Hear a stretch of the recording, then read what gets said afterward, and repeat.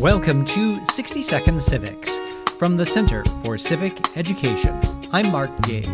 The most recent amendment to the Constitution to have been ratified as of this recording in early 2024 is the 27th Amendment.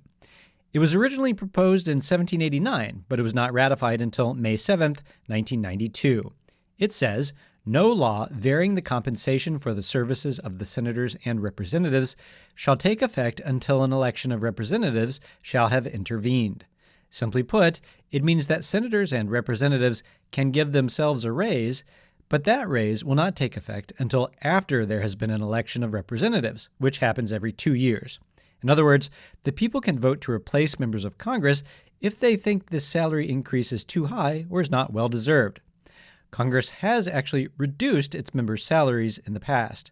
For example, during the Great Depression, members of Congress voted to reduce their own salaries by more than 10%. Members of Congress have not raised their salaries since 2009, which, if adjusted for inflation, means that they took a roughly 29% pay cut from 2009 to 2023.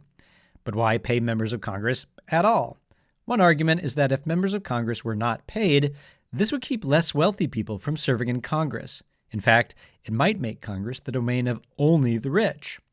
And if their pay came from any source but the federal treasury, this might make them vulnerable to corruption and undue influence by whoever pays them. The framers of the Constitution were concerned about both these things, and therefore chose to continue the practice of paying legislators for their service. They decided that members of Congress would set their own salaries, but the 27th Amendment made sure that representatives would be subject to an election before any salary adjustment would take effect. That's all for today's podcast, 60 Second Civics, where civic education only takes a minute.